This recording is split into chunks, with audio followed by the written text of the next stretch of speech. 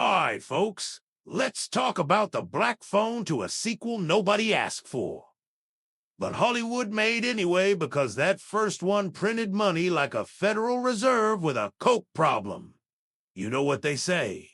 If it made cash, resurrect the trash. And here we are. The setup, The Black Phone 2, dropped October 17th, 2025, in theaters nationwide. Courtesy of Blumhouse, the horror factory that can't stop chasing that sequel. Check. Scott Derrickson's back in the director's chair, and so is Ethan Hawke as the grabber, that twisted, mask-wearing psycho who made the first film worth watching. Mason Thames returns as Finney, now 17 and traumatized as hell, while his sister Gwen, played by Madeline McGrath, takes center stage this time. Add in Demian Bichir and McGee Mora, and you've got a cast that's solid on paper. The setup? Quinny's trying to move on with his life, but that damn black phone starts ringing again, this time in Gwen's dreams. She's getting psychic visions of 3 boys, getting stalked at some winter camp called Alpine Lake. And somehow, the grabber's back from hell. Haunting dreams, like Freddy Krueger's understudy. Yeah, you heard that right. This went full Nightmare on Elm Street. Buckle up. The good stuff. Let's start with what works, because there is good stuff here, buried under the studio meddling. Ethan Hawke is still terrifying as the grabber. When he's on screen, the movie breathes. That quiet menace, that eerie control, that vibe of Ilel. Kill you politely while humming a lullaby, it is all there.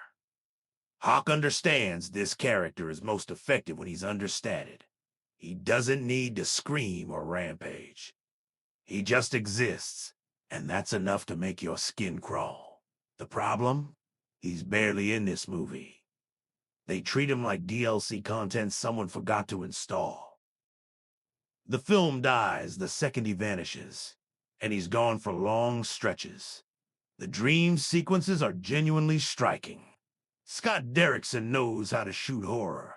He is not here to serve you jump scare slop for TikTok teens. The foggy, grainy, archival footage aesthetic from Sinister is back, and it works. Those nightmare visuals are trippy, suffocating, and sometimes graphic in ways that land. There's real filmmaking craft here, and when the movie leans into that surreal dread, it's effective. The winter camp setting adds a fresh layer. Alpine Lake has that isolated, creepy vibe, snow woods, darkness.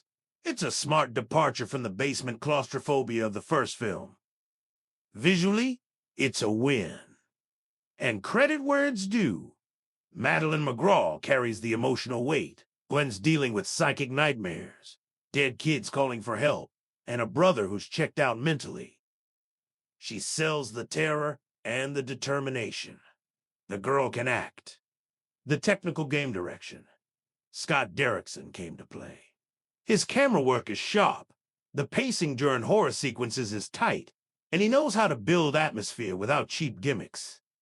The dream logic is visually compelling, even when the script doesn't back it up. Derrickson's too good a director to phone it in, pun intended, but even he can't save a story that's running on fumes. Cinematography, that grainy, washed-out aesthetic is back, and it's gorgeous. The film looks like a nightmare. All fog, shadow, and dread. The winter landscapes are haunting, and the contrast between the bright snow and the dark, grimy interiors is chef's kiss. Sound music? The score does its job. It's moody, atmospheric, and knows when to shut up and let silence do the work. The sound design during the dream sequences is solid, disorienting in the right ways. No complaints here. The problem's now. Let's talk about where this thing falls apart, because oh boy, does it stumble. First off, this movie exists for one reason: money, okay? The first Black Phone was a tight, self-contained story that ended perfectly. Finney escaped. The grabber died. Credits rolled. Done. Beautiful. But Hollywood saw those box office numbers and said, let's dig up the corpse and slap a phone on it. The result? A sequel that feels forced, unnecessary, and creatively exhausted. The pacing is a disaster. The first hour drags like a dial-up modem in 2002. You're sitting there waiting for something, anything to happen. And it just... doesn't. People in my theater were talking during the first half because they were bored. By the second hour, silence. My guess, they fell asleep. I almost joined them. They explained the grabber. Big mistake! The entire appeal of the first film was the mystery. You didn't know why he was so twisted, and that unknown made him terrifying. Evil doesn't need a PowerPoint presentation. This movie gives him a tragic backstory, tries to make him sympathetic, and in doing so, strips away everything that made him compelling. The second you explain the monster, you kill the fear. He's not scary anymore. He's just sad. And worse, he's incompetent. He fumbles, kills, misses targets, and the teens literally mock him. The menacing figure from Part 1 has become a joke. This is Succession Syndrome Horror Edition. The movie mistakes, slow for deep, boring for atmospheric. It's self-serious without earning it.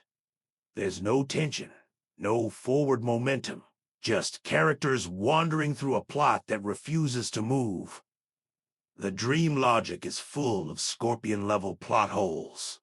The rules of the nightmares are inconsistent. The grabber can do whatever the script needs him to do. Then, suddenly, he can't. Characters should die, but don't, because... Reasons? It's lazy, and it insults the audience's intelligence.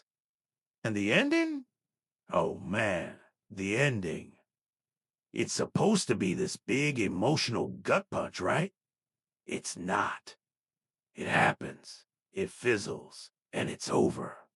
No payoff, no real tension, just a limp attempt at tragedy. You walk out feeling like someone hung up mid-sentence. With a little more guts, that ending could have saved the film. Instead, it's just ... there. The ensemble checked. This is where the movie really fumbles. Finney, the protagonist of the first film, is sidelined.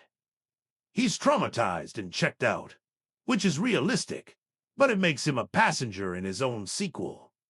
Gwen takes over, which is fine. Mick Graw's solid, but the supporting cast is dead weight. Demian Bichir and Miguel Mora are wasted. They show up, say their lines, and vanish. No one gets anything meaningful to do except Gwen and occasionally Hawke. The dead kids Gwen sees, barely fleshed out. You're supposed to care about them, but the script gives you nothing to latch onto. They're horror props, not characters. The Black Phone 2 is like calling your ex out of loneliness. You know it's a bad idea, but you do it anyway. And of course, you hang up, disappointed. It's not a disaster.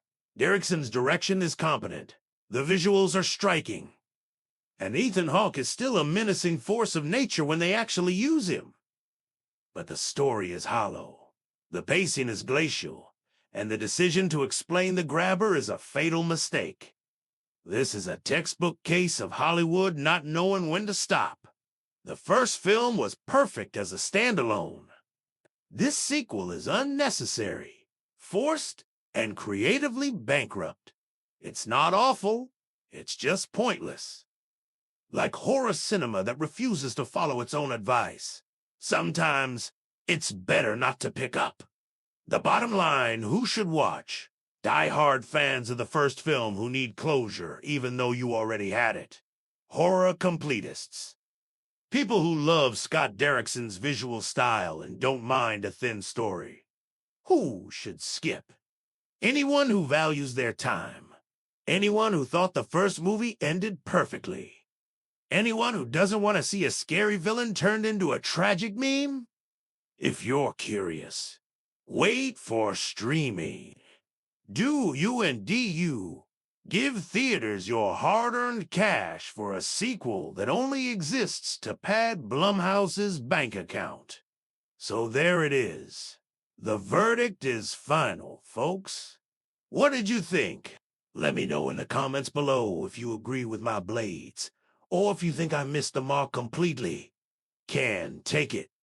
If you respect the real and want more raw, honest takes on the stuff you're actually watching, do me a favor.